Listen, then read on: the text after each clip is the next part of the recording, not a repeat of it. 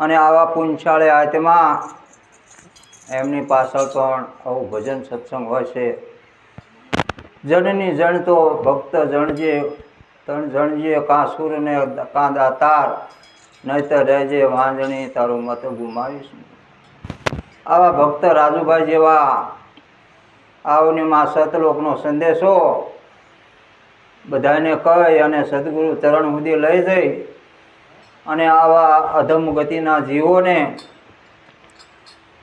એમના સદગુરુ મહારાજ પણ તારે અને આવા ભજન સત્સંગમાં આવી અને સતલોકનો સંદેશો પહોંચાડે છે. તો સત્ય આ જગતની માલિકો કે આવતું નથી, જાતું નથી, ઉત્પત્તિ નહીં, લય નહીં, આને સત્ય કહેવાય. અને આપણા સંતો અને શાસ્ત્રો ઘણા સમયથી પણ આપણે સાંભળવી છીએ કે આત્મા અજર અમર ને અવિનાશી છે. તો એ આત્મા આ દરેકની અંદર છે, દરેકમાં આત્મા બિરાજમાન છે.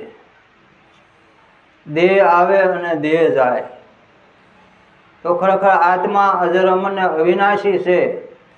તો આજ સુધી કોઈ આવો સંદેશો પહોંચાડવા વાળા મળ્યા ખરા કે ઈશ્વર ઓળખવા હોય તો આવજો? આવો સંદેશો સતલોકનો દરેકના કાન સુધી પહોંચે છે, છતાં જાગતા નથી, ક્યાંક ભૂલ પડી છે. કારણ કે સંતો જગાડવા માટે ફરી રહ્યા છે કે તમે જાગો, તમારા સ્વરૂપને જાણો કે હું કોણ છું. તમે તમને જાણશો એટલે પરમાત્મા તમારાથી જરાય જુદો નથી.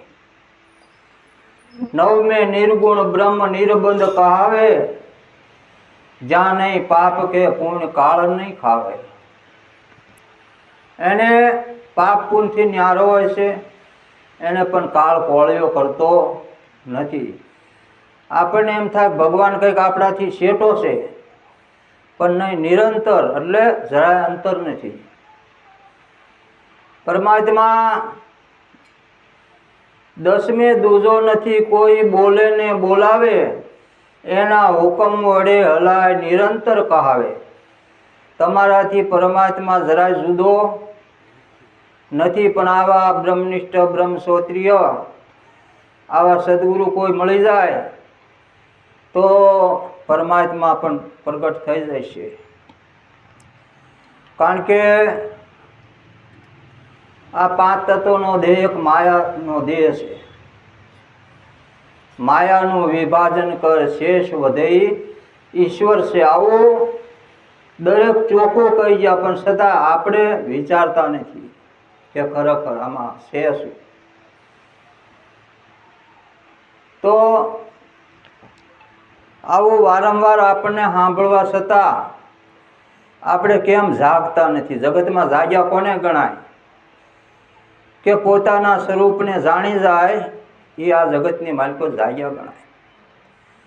સપનું હતું તે સમાઈ ગયું, જાગીને જોતા નિજ નામનું નક્કી થયું, ખટપટ બધી ખોતા. આ નિજ એટલે પોતાનું સ્વરૂપ છે, એની ઓળખાણ કરવા માટે આપણે દરેક જગ્યાએ જાવી છીએ. અને જ્યારે આવા સંતો મળી જાય છે ત્યારે પોતાના સ્વરૂપનું જ્ઞાન કરાવી દેશે.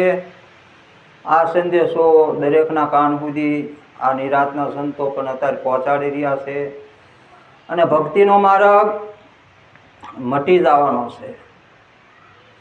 આ નિર્વાણી પદ છે. આના જીવ 84 લાખ યવનીમાં ફરતો આવે છે. ફેરા 84 ફરતો તું આવે, ગુરુ વિના તને કોણ છોડાવે. વેદ પુરાણ 18 કહાવે, સકળ શાસ્ત્રો મુખે કરી ગાવે. મૂળ વચનનો મર્મ ન પાવે, ગુરુ વિના તને કોણ છોડાવે. કદાચ દેવ દેવીઓ રીઝે તો ધન દોલત ને સંપત્તિ આપે તમને, પણ મુક્તિ ન આપી શકે. મુક્તિ આવા કોઈ મહાપુરુષો સંત મળી જાય એ તમને મુક્તિ આપી શકે.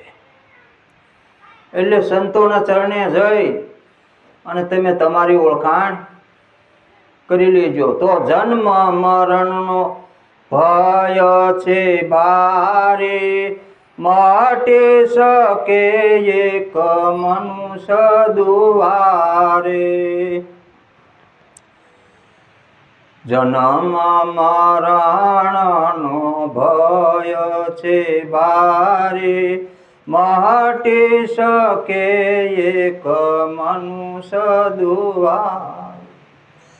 દ્વાર ભૂલો 84 જાવે, ગુરુ વિના તને કોણ છોડાવે. આ જીવ 84 લાખ યવનીમાં ફરતો ફરતો આવે છે અને દેવને દુર્લભ એવો પણ આ મનુષ્ય દેહ મળ્યો છે. તો ફરી ફરી આ ફેરા ન ફરવા પડે એટલા માટે સદગુરુના ચરણે જઈ અને આને જાણી લેજો. આ સર્વ સંત વતી અમારી એક ભલામણ છે. સદગુરુ મહારાજની જય.